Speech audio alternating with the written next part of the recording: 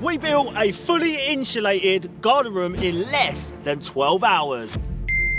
But in this video, we plan to build one even bigger. Because the weather in the UK is beautiful all year round. And it's slightly raining, but we love it. You don't always get time to come on a golf course. No way. We got you. It never happened. We plan to get this entire golf course into one garden room. The only challenge is we only have 5 days to build it. And that 5 days starts with a trip up to North Wales, and that is where Insulated Panel Store headquarters is actually located. And it's also where you can go and view all of their display buildings. Let's quickly cover the base you're going to need. So you can either have concrete like this or a metal frame like this that's sat on ground screws. For this build, we're going to be using the concrete base. So let's go and get our first parts. And the first parts are the tracks that are going to get fixed down to the concrete pad. And in this kit, there's going to be 4, 2 long and 2 short. Once we got our tracks, we can install some tape. So this tape looks like it's double-sided, but it isn't. It's actually only sticky on one side. And the idea of this is to seal the space between the outside and the inside of the building. So it swells up and it can stop any moisture transferring through inside. Nobody wants water inside of their building. Once you've taped it on, you can just peel off the protective layer. Next step is one of the most important of your build, and that is to set up the tracks and make sure they're perfectly square. And I can't stress this enough. This part is the most important if you ask me. So me and Chris from GSR Golf Sim Rooms start setting up our tracks. Tracks are roughly in place. Now we're going to go over to our instruction manual, and all of our measurements are inside, so all the outside measurements, including our diagonals. The way I do this is to get our tracks roughly in position and make sure that the front one is completely parallel to our pad, or how you want the building to sit. And then I put 2 or 3 fixings in one of the tracks. So that's going to be our fixed point. So now let's measure up and get the rest set into position. In the instructions it tells you to line everything up, but this is just a little tip from me. If you've got that one fixed position, you can measure off of that and know that it's not going to move. So once you've got your parallels, you can then check your diagonals. And of course, all of this is inside of the instructions. We have checked, and this frame is all nice and square. We're going to move on and start fixing this thing down. At this point, you want to make sure that you don't knock anything that you've lined up until you've got at least 1 or 2 fixings into that piece of track. Once they're all locked in, you can go through with your SDS and the drill bit that's supplied in the kit and drill your holes. Then you use the fixings that are supplied, and these are concrete fixings, and you fix through every single hole. I want to point something out to you guys, that there is gaps in the track, and that's not accidental. That's for drainage. Now that we've done this part, it's time for the fun bit of building the walls. So as Brad said, by design, those tracks will get some moisture inside of them when it runs down off of the walls. So those little spaces that we leave allows the water to escape. So now that we've got our tracks installed and screwed down, we can start moving on to the panels. And this is the part that shows you how fast these buildings really go together. So me and Sean from GSR start to install all of the panels, and of course they're all labelled so you know where every single piece goes. It's a bit of a windy day today, so a little tip for you if it's the same for you. We've put 2 fixings in each of the corners all the way around our building. That way it's going to hold that, because it's quite a tall roof. No, tall wall, it's not a roof. So that's just going to stop it from falling over while we're assembling it. And don't forget guys, to like, comment and subscribe. The most difficult part about putting these panels in is the corners, but even they're not very difficult. It just takes a little bit of fettling, like this. And once they're in, you can get the straight pieces in nice and easily and slide them up to the previous panel. That's all the wall panels we're going to be installing for now. Next up is this ratchet strap. So we're going to strap around the whole building, and then before we crank this down, we're going to install the last panel and this piece that sits above the door. And like everything else, this ratchet strap is included in the kit, so you haven't got to go hunting for a 600-meter ratchet strap. Another little tip that we use is the foam blocks that come in the packaging, we put those on the corners. Now that our strap's in position, we're going to try and slide that last piece up and into this space. At this stage, we're going to insulate this little piece on the bottom. And at the same time, have someone holding the other piece that's sat above your head, because you don't want to wake up with a headache. That is all in temporarily. We haven't put any screws in. We've just put that in so that this can no longer fall down on anyone's head, probably mine. Now we're going to remove the temporary screws we put in the corners and start to adjust the building to get it level. No, plumb. We're going to get it plumb. We will be putting fixings back in these holes, but by removing them, it's going to make it a lot easier to push the walls around and make sure they're plumb. That's our building plumb. We're going to leave that strap on for now. So now that everything's good, we're going to go around the bottom and use the self-tapping screws and go all the way and fill every single hole, and that is going to lock everything into position. The red bit inside of my impact drill is actually included in the kit, and because it's magnetic, it stops you from losing all of your screws, because once you drop them, you know that you're never going to find it again. All the walls have been plumbed up, and we've also checked our door opening to all these jams. Now it's time to start riveting. We're not screwing this, we're riveting. So we're going to use the drill bit supplied and the rivet supplied and get all of this riveted up. To install our rivets, we've got an electric riveter, but in the kit, if you haven't got one of these, they do supply a manual one, so you will have the tools to get this done. I know it's a little bit like cheating, but come on, give us a break. We've only got 5 days to get this whole thing completed. So a little electric riveter, you can let that slide. So we drill out all of our holes using the pilot bit that's supplied, and then we feed in all of the rivets.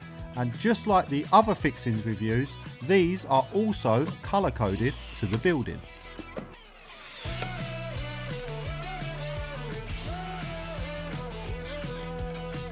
That's the outside done. Now let's do the exact same thing on the inside. And that is just a reverse of what you did outside. So nice and simple, drill and rivet. Now we can start looking at our roof. Before we put the panels on though, we need to install some, I'm going to call them wall plates. They've got different names, each one. But basically these sections slot on top of the wall panels. While these are on the floor, I like to install the tape. Just like the tracks on the floor, we need some tape on the ones that are going up top. And that's going to help seal our roof panels. And an important thing to note here is our eaves are under 2.5 meters and our ridge is under 4 meters. So generally, this building can fall under permitted development, but obviously make sure you check with your local council. That's the structure in place that's going to take our roof panels. Next job, we're going to go round and put screws all the way around. Just like we did on the base track. These screws are self-drilling or self-tapping, and they're also self-sealing. So they've got little rubber gaskets or little rubber washers on each fixing, so you haven't got to worry about any moisture getting in through those holes.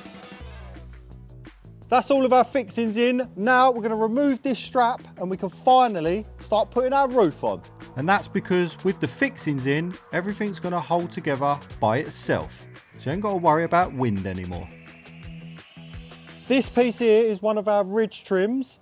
It goes up now before any of the roof panels, but a little tip, if we measure 420 and put a mark, when we put that up, we know that that pencil mark needs to be on the outside of our building. Saves getting up there with a measuring tape. Another little tip, it's all about thinking ahead. So with that mark, you haven't got to struggle trying to measure, you know, pencil line to the edge and your ridge is in the correct position. And this is part of 2 pieces. So I don't know if you'd call it a ridge or maybe a flashing, but you put one flashing on and that is going to hold our roof panels once we start to install them. We also put a bead of sealant round. We're going to start putting the panels on the roof. These panels, unlike the flat roof versions that insulated panel stores sell, these are a bit fancy. They look like roof tiles, It reminds me of a building maybe in Spain. So we slide these up and they hook over the previous one, and then you put fixings that are also supplied through the low points, and then they are sealed with the washers. And this building takes 4 of these panels. If you are interested in the buildings by themselves, make sure you check out Insulated Panel Store, where they have a large selection, including this version here, and even a bigger version, which you can see at their display if you want to go and visit it. Once we move to the second half of the roof, we're actually installing the second half of the ridge or the flashings as we go. That way you can do it from inside.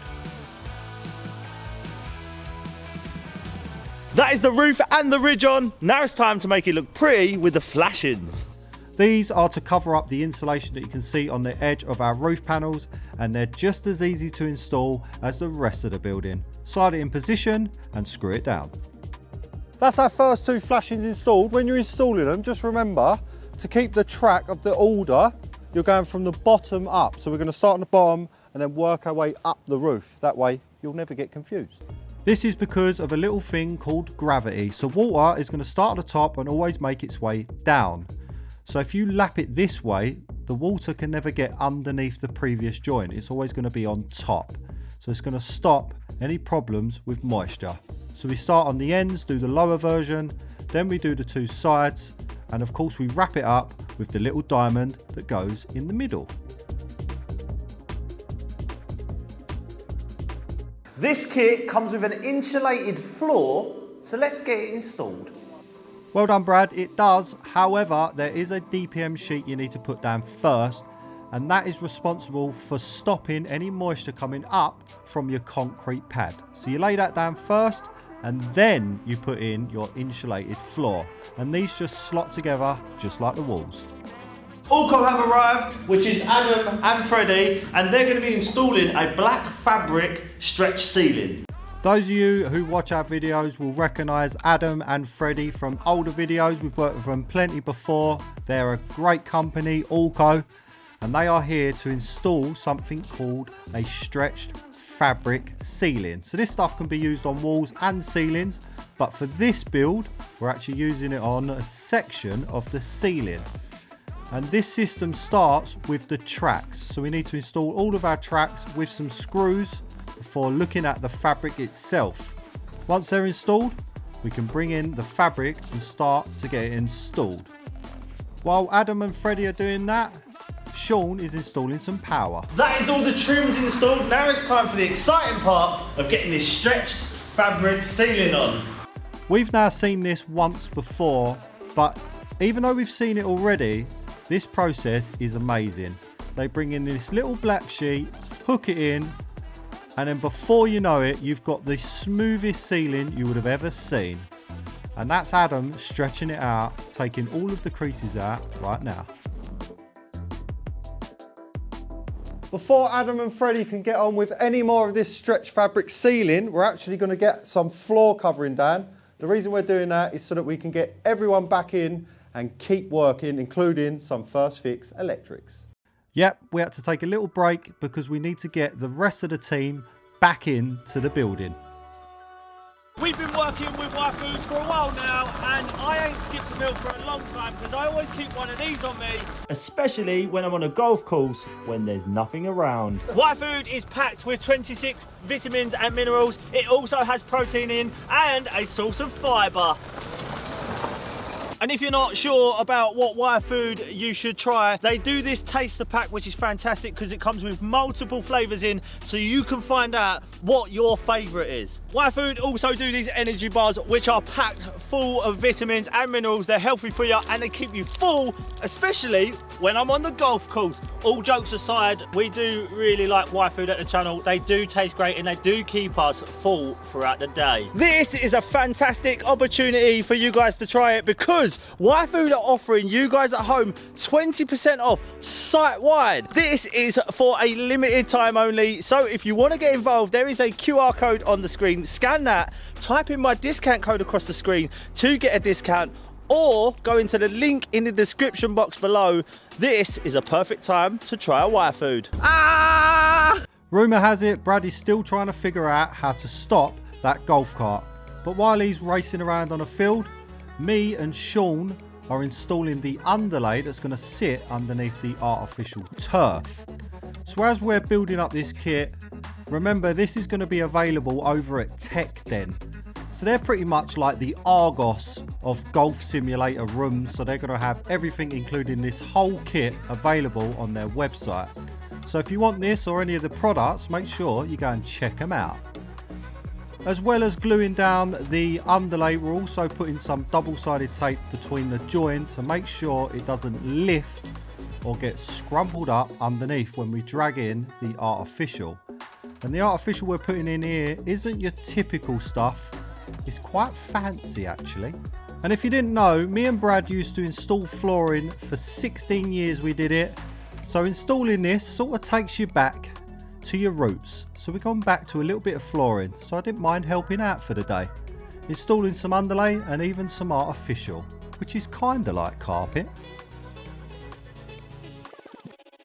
When we're installing the underlay, we're going to put the tape through the middle, and what that does is when we install the artificial grass, it helps it not raffle up. So it's just an extra bit of protection when you're fitting your artificial grass. And to hold down the artificial, we're going to be installing this same double-sided around the perimeter. This stuff isn't like any other, it's super strong. That's the underlay down, the perimeter fixing's done. Now it's time for the exciting part. We're going to start installing the artificial grass. And like I said, this isn't your typical artificial. Probably wouldn't look good in your garden. And that's because it's black. Even though it wouldn't look good in your garden, this is going to look amazing inside of this golf sim room. So we start using all of those skills that we procured over the 16 years of fitting flooring and start to trim down the artificial with it roughly in position, and we can get this stuff installed.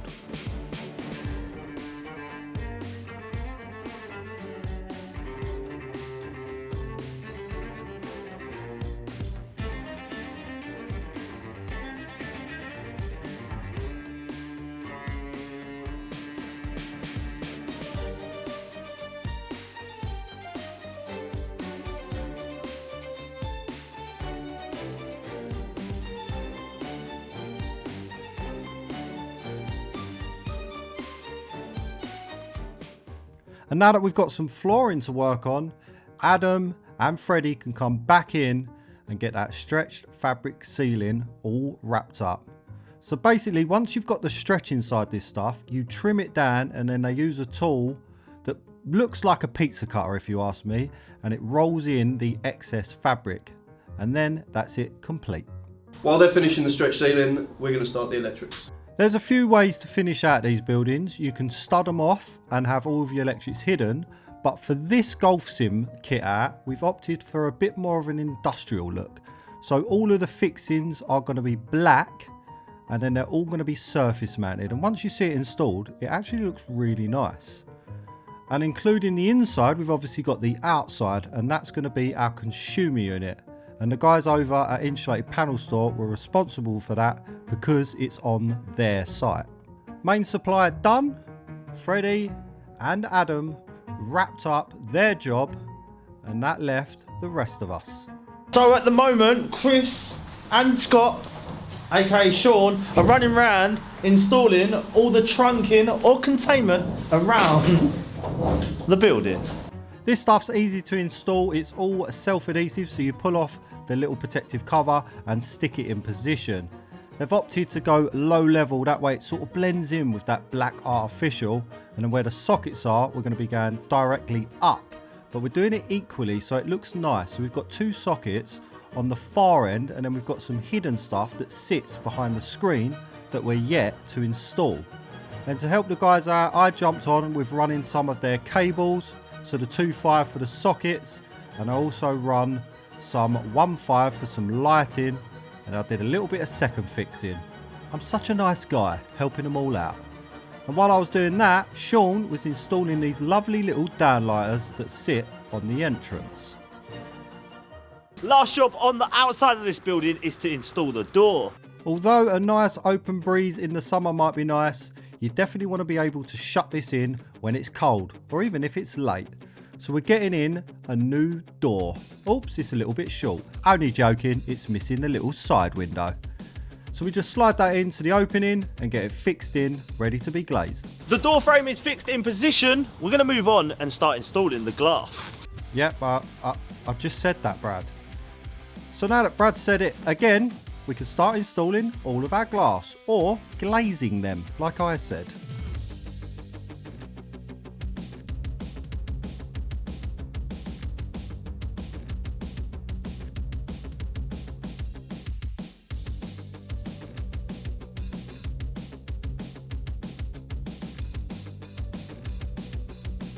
One of the big reasons we're here building this garden room is because Chris from GSR over there is actually collaborating with the Insulated Panel Store to bring you a golf sim kit that you can install yourself. So let's show you it. So if you buy your kit from Tech Den and you don't want to install it, you can actually hit up Chris from GSR, because they install loads of golf sim rooms, all custom across the whole country, and they are the best. That's the sound installed. Now let's get on with the foam panels. Yeah. And these panels are all part of the golf simulator experience, because don't forget, you're going to be smashing little white balls as hard as you can at a screen. We need to protect the surrounding area, and that's exactly what these are for.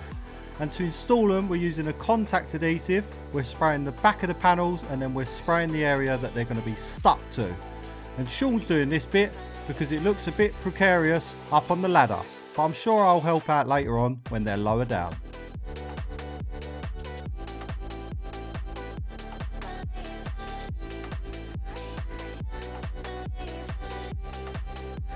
And there I am at ground level, where it's safe and secure. So to help out, I'll start installing the same panels on the walls and cutting in the little angles to meet up with the ones that are on the roof or the ceiling. And we're going to be doing that on both sides. The foam is in. Our next job on the list is to put in these black tracks on this little seam here, and that's going to give us some nice LED lighting all the way round this little opening. This seems like quite a small little feature, but when you see these installed and on, they look amazing. So the guys get them installed in the little seam on our panels because it's the perfect position for them to go in, and we just screw them into the panels behind. And once all of the tracks are installed, we can start to stick in our LED, and that is self-adhesive. So you pull off the red backing and stick it inside of the track, and that's going to go up and around our opening. So this is actually the section where the balls are going to be hitting the screen.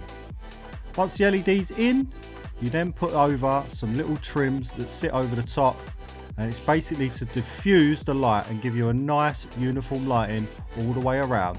And apparently a top tip is to use your sleeve to push it in so you don't hurt your fingers, like Chris is doing here.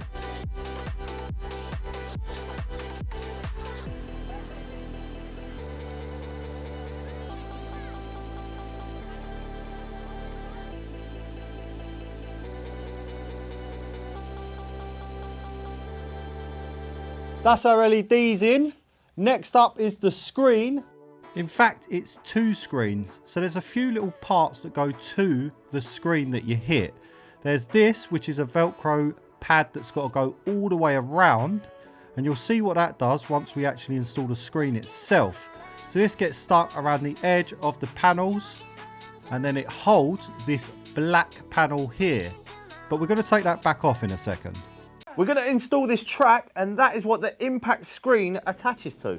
And this goes up to that little black pad that we've installed. So it sits up against that, and it's basically a track with loads of places to hook into.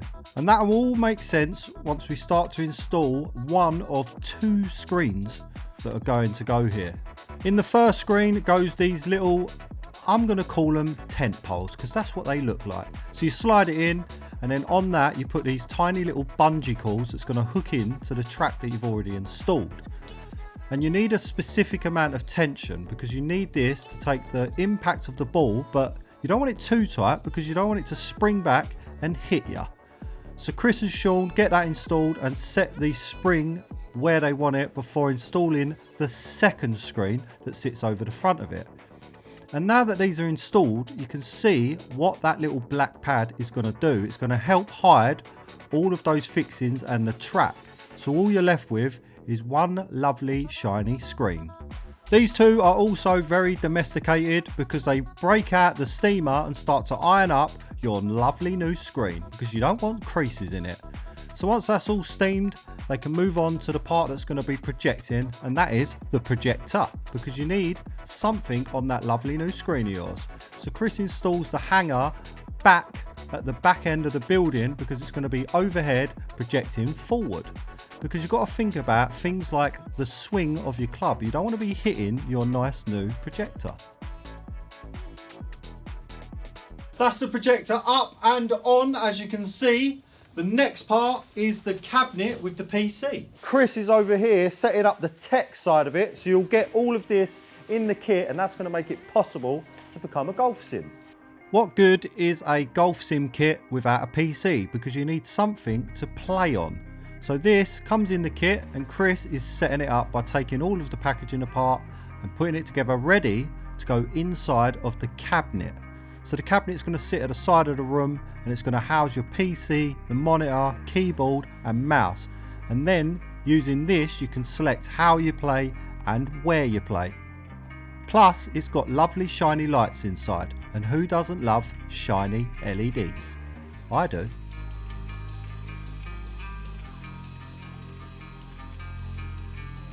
We are almost there. One of the last jobs we're going to be doing is the strike mat. So this needs to be cut into this curve here.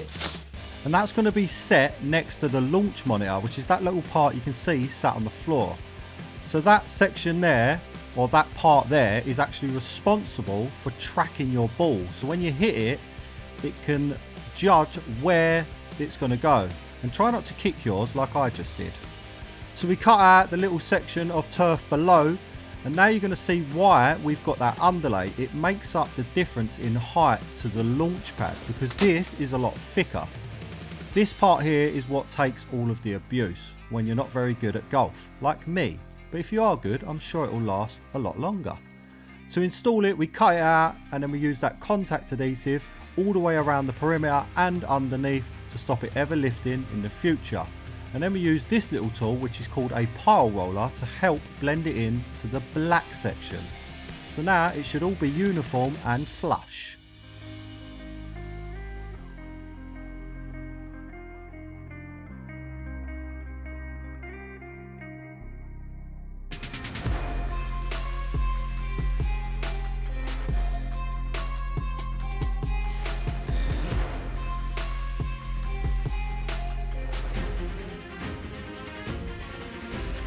That is the build complete. Big shout out to Chris Mark 1 for the golf sim kit out, Chris Mark 2 for designing this actual building, and of course Sean, because he's pretty much done most of the work.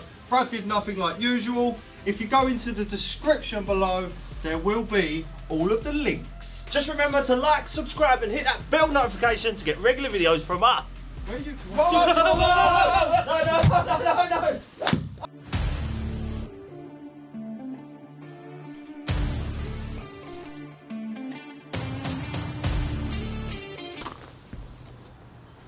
Is this thing on?